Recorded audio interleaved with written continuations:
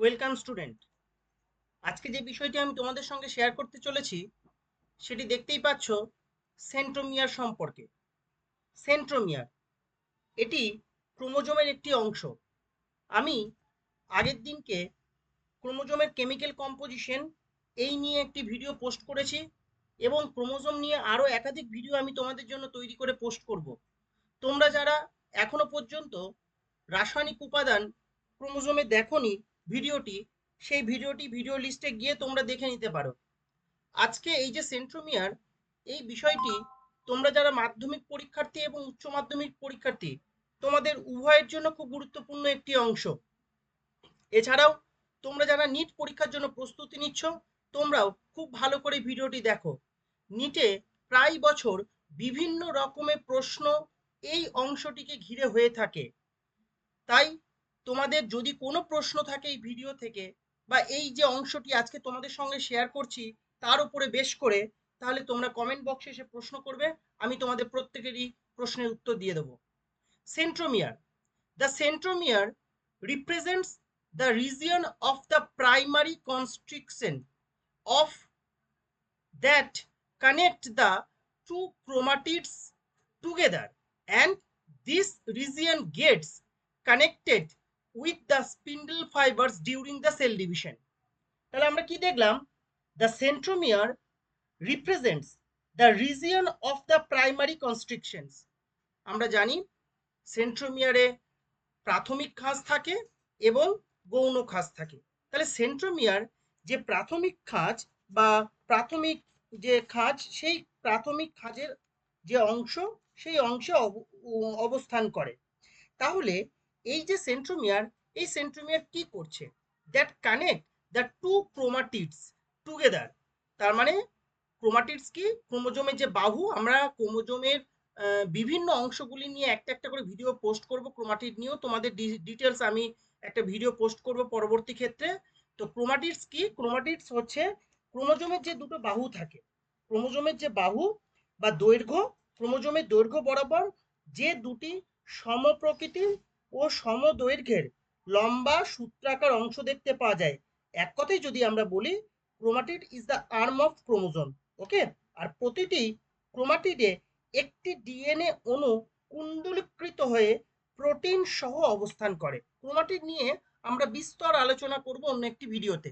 তাহলে সেই ক্রোমাটিডস দুটিকে কি করছে? কানেক্ট করছে।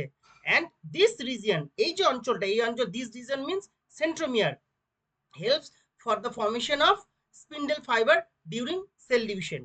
বেম তন্তু, তোমরা কোষ বিভাজনে দেখেছো, আমরা কোষ বিভাজন নিয়েও একাধিক ভিডিও পোস্ট করব পরবর্তী ক্ষেত্রে।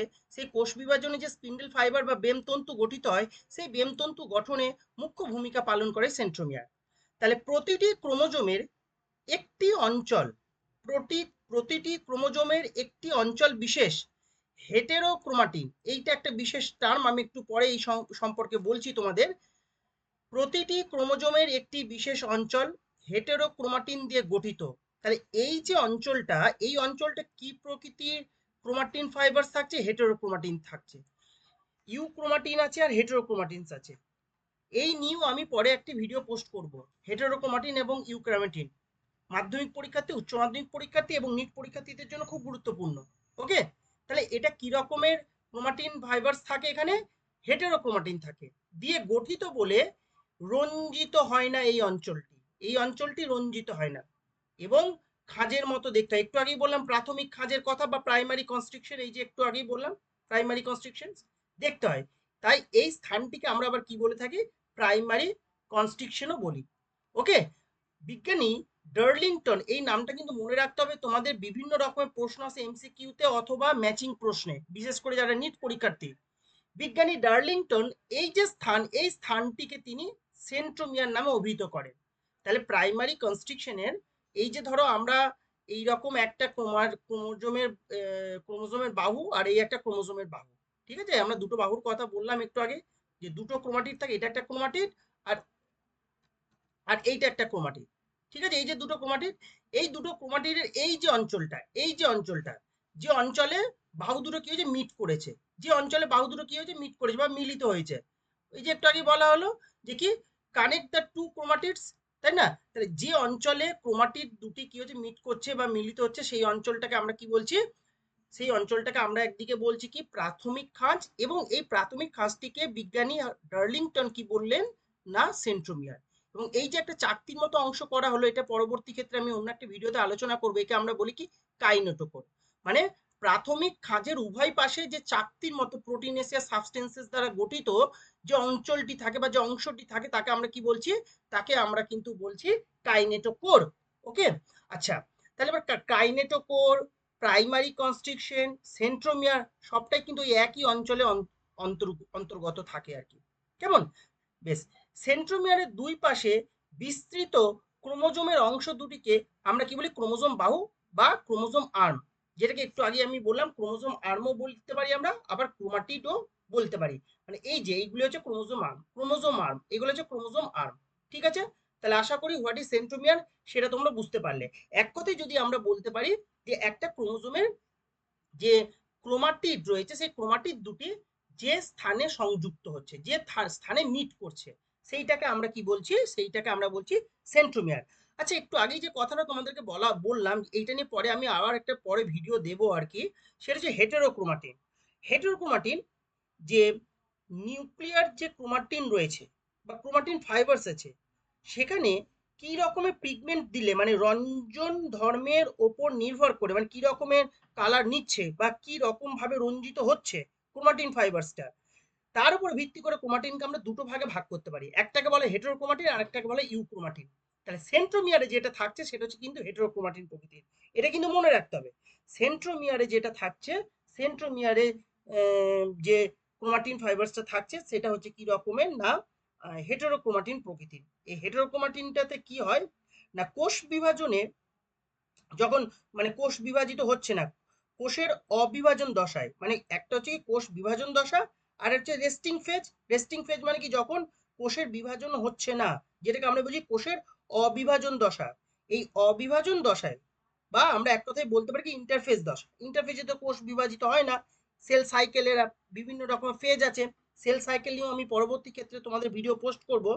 যে সেখানে যে অবিভাজন দশা, সেখানে নিউক্লিয়াসের ক্রোমাটিন জালিকা যে অংশ গাঢ় রঙে রঞ্জিত হয় এবং অধিক কুণ্ডলীকৃত অবস্থায় থাকে, তাকে আমরা কি বলি? হেটেরোক্রোমাটিন।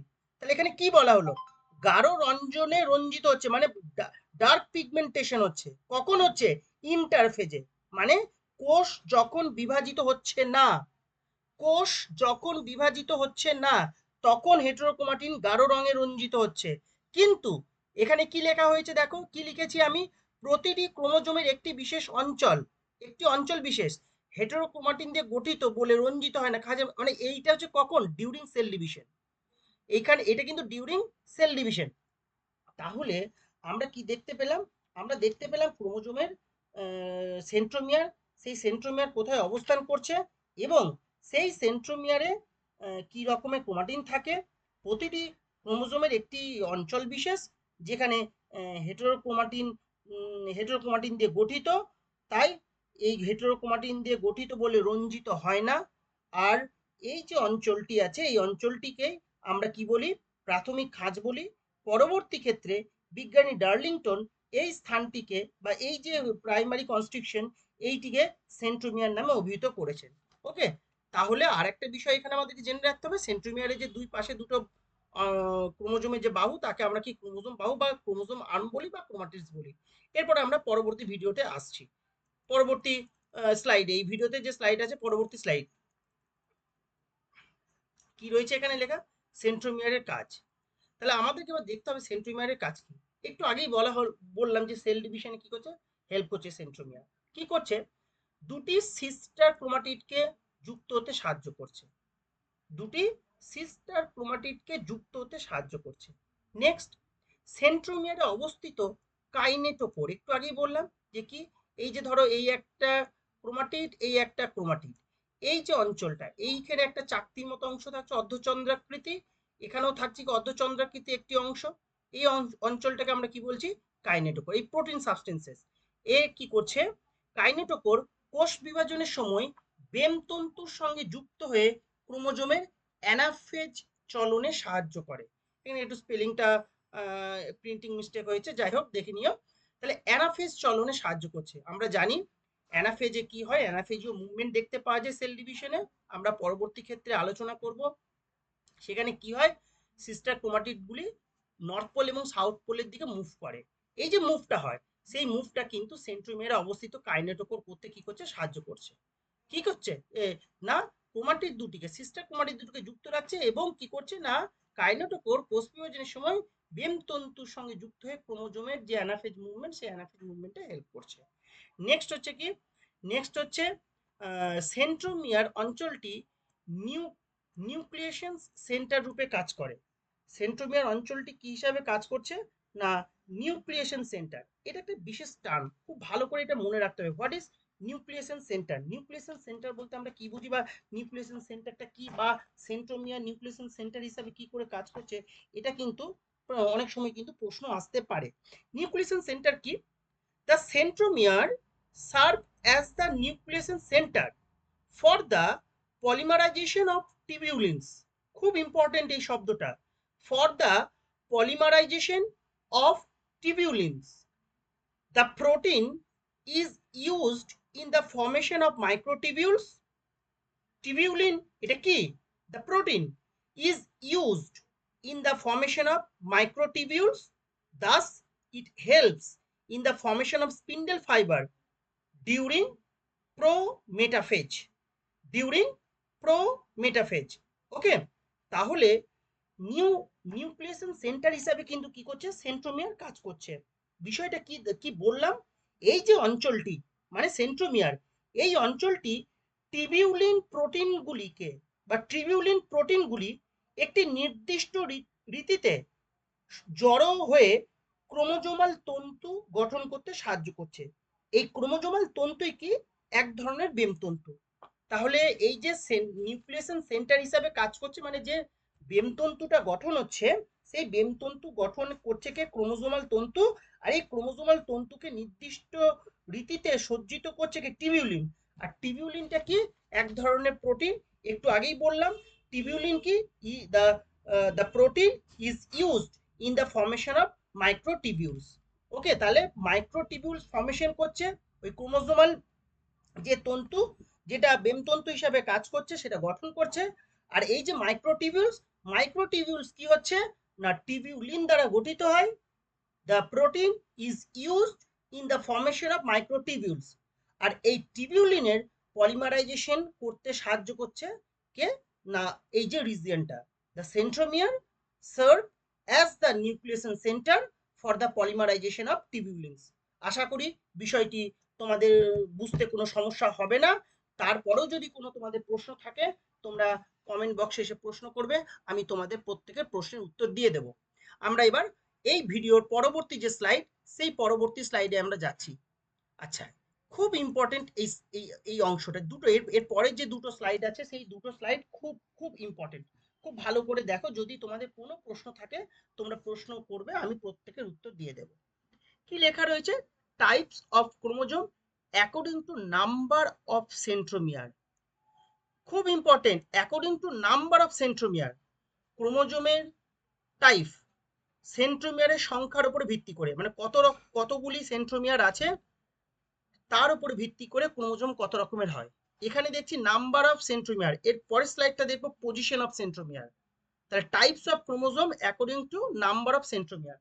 দেখো প্রথমে কি লেখা রয়েছে, আসেন্ট্রিক। এই একটা ক্রোমোজোম আমি এরকম ভাবে ড্রয়িং করার চেষ্টা করেছি, আশা করি তোমরা বুঝতে পারছো। যদি কোনো সমস্যা হয়, তোমরা যে লেখকেরই বই পড়ছো, যে পাবলিশারই বই পড়ছো, তোমরা বইয়ে পেয়ে যাবে ছবিগুলি। আমি এটা আমার মতো করে বোঝানোর জন্য এঁকেছি। আসেন্ট্রিক, আসেন্ট্রিক কি, নামেই ঢুকে আছে কি, আসেন্ট্রিক মানে কি, উইদাউট সেন্ট্রোমিয়ার। যখন ক্রোমোজোমে সেন্ট্রোমিয়ার অনুপস্থিত থাকে, তখন সেই ক্রোমোজোমকে আমরা কি বলছি, আসেন্ট্রিক। দেখতেই পাচ্ছি এখানে কোনো সেন্ট্রোমিয়ার নেই, সেন্ট্রোমিয়ার নেই।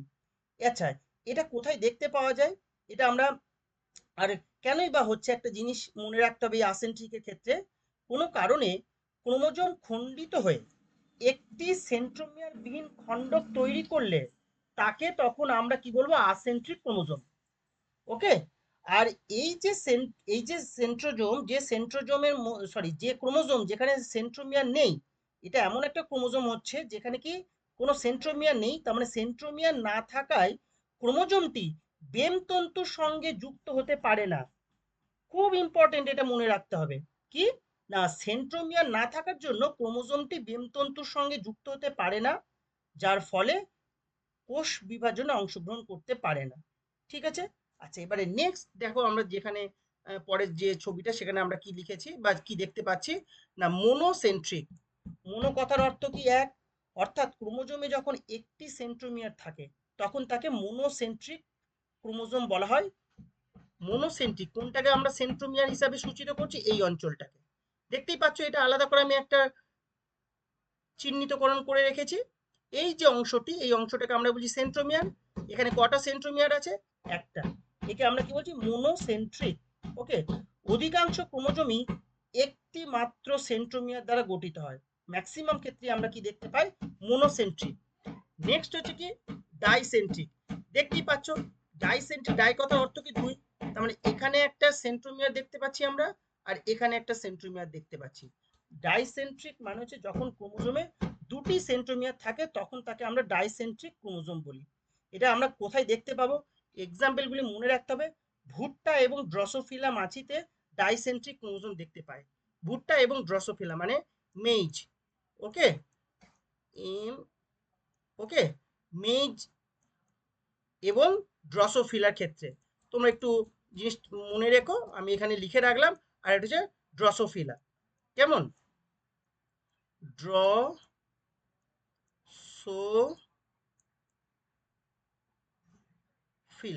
ওকে। তাহলে আমরা কি কোথায় কোথায় বললাম? ড্রসোফিলার ক্ষেত্রে এবং মেইজের ক্ষেত্রে আমরা দেখতে পাচ্ছি। কার কোনটা? ডাইসেন্ট্রিক মানে দুটো সেন্ট্রোমিয়ার থাকছে। নেক্সট হচ্ছে কি? নেক্সট হচ্ছে পলিসেন্ট্রিক। দেখতেই পাচ্ছ লাস্টেরটা কি? পলিসেন্ট্রিক। পলি কথার অর্থ কি? অনেক। এখানে অনেক মানে কি? এখানে যখন ক্রোমোজোমে কি থাকছে না, দুইয়ের বেশি সেন্ট্রোমিয়ার থাকছে। তাহলে এখানে আমরা কটা এঁকেছি দেখো, একটা, দুটো, এই একটা হচ্ছে তিনটে। দুটো থাকলে তো তাকে আমরা ডাইসেন্ট্রিক বলবো। যখন একটি ক্রোমোজোমে দুইয়ের বেশি সেন্ট্রোমিয়ার থাকবে তখন তাকে আমরা পলিসেন্ট্রিক ক্রোমোজোম বলি। তবে একটা জিনিস মনে রাখা দরকার, ক্রোমোজোমে সেন্ট্রোমিয়ার সংখ্যা যখন অসংখ্য হয়, এখানে তিনটে এঁকেছি কিন্তু ধরো আরো বেশি রয়েছে, তখন সেই ক্রোমোজোমকে আমরা কি বলি, বা সেই যে সেন্ট্রোমিয়ার, সেই সেন্ট্রোমিয়ারকে আমরা কি বলি? Diffused centromere. একটা প্রশ্ন আসতে পারে, what is diffused centromere? Diffuse centromere হচ্ছে যখন ক্রোমোজোমে সেন্ট্রোমিয়ারের সংখ্যা অসংখ্য হয়, অসংখ্য যখন হয়।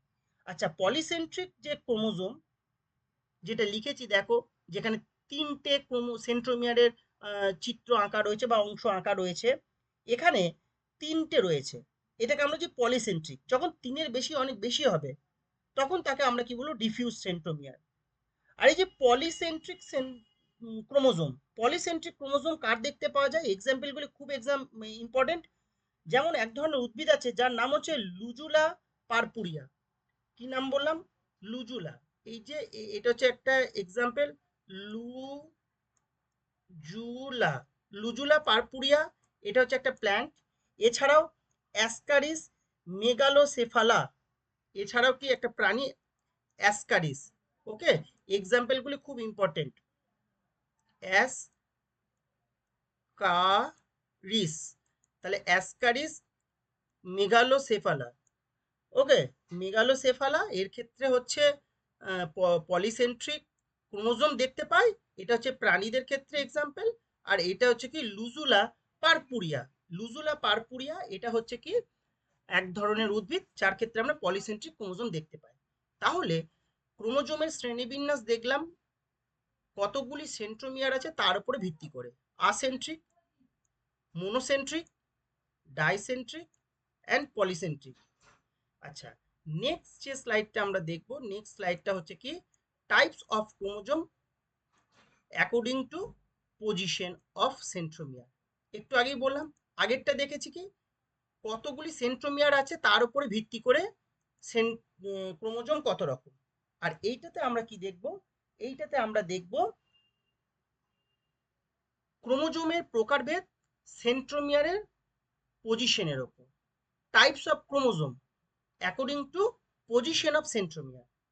ওকে, বেশ। দেখো প্রথমটাতে কি লেখা রয়েছে? এটাতে মেটাসেন্ট্রিক। প্রথমটাতে আমরা কি লিখেছি, মেটাসেন্ট্রিক। এখানে কি হচ্ছে, এই ধরনের ক্রোমোজোমে সেন্ট্রোমিয়ার ক্রোমোজোমের ঠিক মাঝখানে অবস্থান করছে, সেন্ট্রোমিয়ার মধ্যস্থলে অবস্থান করছে, যার ফলে বাহুদ্বয়ের দৈর্ঘ্য প্রায় সমান হয় এবং অ্যানাফেজ দশায় এই এই ধরনের যে ক্রোমোজোম, এই ক্রোমোজোম অনেকটা কার মতো দেখতে হয়, ভি আকারে দেখতে হয়। ভি, ভি ইংরেজি যে ভি, এই ভি এর মতো দেখতে হয়। দেখতেই পাচ্ছ ছবিটাতে আমার, তাই না? তাহলে এই যে দুটো বাহু কি হচ্ছে, প্রায় সমান হচ্ছে, এবং এই যে সেন্ট্রোমিয়ার, এইটাকে আমার দেখানো হয়েছে কি সেন্ট্রোমিয়ার, এই যে সেন্ট্রোমিয়ার সেটা কোথায় অবস্থান করছে, একটা ক্রোমোজোমের মাঝখানে অবস্থান করছে। তাই এটাকে আমরা বলছি মেটাসেন্ট্রিক, ক্রোমোজোমের মাঝখানে অবস্থান করছে এবং আকৃতিটা হচ্ছে অনেকটা ভি আকারে। আবার অনেক সময় এটাকে আমরা কি বলতে পারি, ইউ আকৃতিও বলতে পারি। আমরা ম্যাক্সিমামে ভি আকৃতি বলবো, কিন্তু অনেক সময় আমরা ইউ আকৃতিও বলে থাকি, অনেকটা ইউ এর মতো দেখতে হচ্ছে, তাই না? তাই এটাকে আমরা কি বলছি, মেটাসেন্ট্রিক। নেক্সট হচ্ছে কি সাবমেটাসেন্ট্রিক। এই সাবমেটাসেন্ট্রিক কি, এই ধরনের যে ক্রোমোজোম, এই ক্রোমোজোমের সেন্ট্রোমিয়ার মধ্যস্থল থেকে সামান্য দূরে অবস্থান করছে। এটা কি ছিল, একদম মধ্যস্থলে মাঝখানে, আর এটা কি মাঝখান থেকে একটু দূরে। মানে আমি যদি এই ক্রোমোজোমটাকে ধরি, তাহলে ধরো এই জায়গাটা মাঝখানটা হবে অনেকটা, তাহলে এই মাঝখানটাতে থেকে একটু দূরে অবস্থান করছে। কিন্তু আবার একটা মজার বিষয় যে এই যে টেলোমিয়ার মানে প্রান্ত থেকে কিন্তু দূরে থাকছে, প্রান্ত থেকে দূরে আর মাঝখান থেকে একটু দূরে থাকছে। এই রকম যে অবস্থান, এই অবস্থানে যে ক্রোমোজোম সেন্ট্রোমিয়ারের যে অবস্থান, এইটাকে আমরা কি বলছি, সাবমেটাসেন্ট্রিক। এই সাবমেটাসেন্ট্রিকের অ্যানাফেজ দশায় দেখতে কি রকমের হয়, দেখো দেখতে পাচ্ছি ছবিটা দেখলে অনেকটা কি এল এর মতো দেখতে হচ্ছে, এল এর মতো, তাই তো, অনেকটা কি এল আকারের হচ্ছে। নেক্সট হচ্ছে কি, তৃতীয় যেটা দেখতেই পাচ্ছ এখানে লেখা রয়েছে, সেটা কি, অ্যাক্রোসেন্ট্রিক। এইগুলো কিন্তু খুব ইম্পর্টেন্ট, কোনটার আকৃতি কি রকম এবং তাদের পজিশন কি রকম বা তাদের দৈর্ঘ্যগুলি কি রকম থাকে, এগুলো কিন্তু ইম্পর্টেন্ট খুব। অ্যাক্রোসেন্ট্রিক সেন্ট্রিকে কি হচ্ছে, এক্ষেত্রে ক্রোমোজোমের সেন্ট্রোমিয়ার প্রায় এক প্রান্তে অবস্থান করায় দুটি অসমান বাহু সৃষ্টি হয়। ওকে, যার একটি লম্বা আর একটি ছোট, দেখতেই পাচ্ছ, একটি কি ছোট বাহু আর একটা কি লম্বা বাহু। তাহলে এটা কি হলো, এইখানে আমি দেখলাম কি মাঝখান থেকে একটু দূরে এবং প্রান্ত থেকে একটু দূরে, এটা কি প্রান্ত থেকে একদম প্রান্তের কাছাকাছি চলে আসছে, কিন্তু সাবমেটাসেন্ট্রিক থেকে দূরে রয়েছে। এবং এখানে কি হচ্ছে, একটা একদম ছোট বাহু তৈরি করছে, একেবারে ছোট বাহু, আর একটা কি হচ্ছে, বড় বাহু তৈরি করেছে। এই অবস্থানটাকে আমরা কি বলছি, বা এই আকৃতিটাকে আমরা বলছি অ্যাক্রোসেন্ট্রিক। এই অ্যাক্রোসেন্ট্রিক দেখতে কি রকমের হচ্ছে, দেখতে হচ্ছে অনেকটাই জে আকৃতির। কার মতো হলো, যে আকৃতির দেখতে হলো। নেক্সট যেটা, সেটা হচ্ছে কি, দেখতেই পাচ্ছ লেখা রয়েছে কি টেলোসেন্ট্রিক। টেলোসেন্ট্রিক মানে কি, একদম যে ক্রোমোজোমের সেন্ট্রোমিয়ার ক্রোমোজোমের শেষ প্রান্ত অবস্থান করছে, একেবারে শেষ প্রান্ত, সে ক্রোমোজোমের শেষ প্রান্তটাকে আমরা কি বলছি, টেলোমিয়ার বলি। যখন ক্রোমোজোমের অন্যান্য আরো অংশগুলি আলোচনা করব, তখন সেখানে আমরা এর বিস্তর আরো আলোচনা করব। তাহলে ক্রোমোজোমের শেষ প্রান্তটাকে আমরা কি বলছি, টেলোমিয়ার, মানে শেষ প্রান্তে অবস্থান করছে। এবং এটার আকৃতি কি রকমের হচ্ছে, এটা এর আকৃতি হচ্ছে অনেকটা আয়ক, আয়ের মতো, আয়ের মতো দেখতে হয়। আচ্ছা, এই যে আকৃতিগুলো বলছি, যে ধরো ভি আকৃতি বা ইউ, এল আকৃতি, জে আকৃতি এবং আই, এটা কোন ফেজের জন্য, এটা কিন্তু মনে রাখবে। এটা হচ্ছে সেল ডিভিশনে যখন আমরা কি পাচ্ছি, অ্যানাফেজে, অ্যানাফেজের জন্য, অ্যানাফেজে যে ফেজ আর কি, এই অ্যানাফেজে তাদের আকৃতি কি রকমের হচ্ছে আর কি, অ্যানাফেজ দশায়। ওকে, অ্যানাফেজ দশায় ক্রোমোজোমগুলির আকৃতি কি হচ্ছে, বা অ্যানাফেজ চলনের সময়, আমরা অ্যানাফেজ দশা বলতে গেলে আবার অ্যানাফেজ যে যখন চলন হচ্ছে সেটাও বলতে পারি, এর আকৃতিগুলো কি রকম হচ্ছে। তাহলে আজকে আমার এটুকুই তোমাদের সঙ্গে বলার ছিল। এই সংক্রান্ত যদি তোমাদের কোনো প্রশ্ন থাকে, তোমরা কমেন্ট বক্সে এসে আমাকে প্রশ্ন করবে, আমি প্রত্যেকের উত্তর দিয়ে দেবো।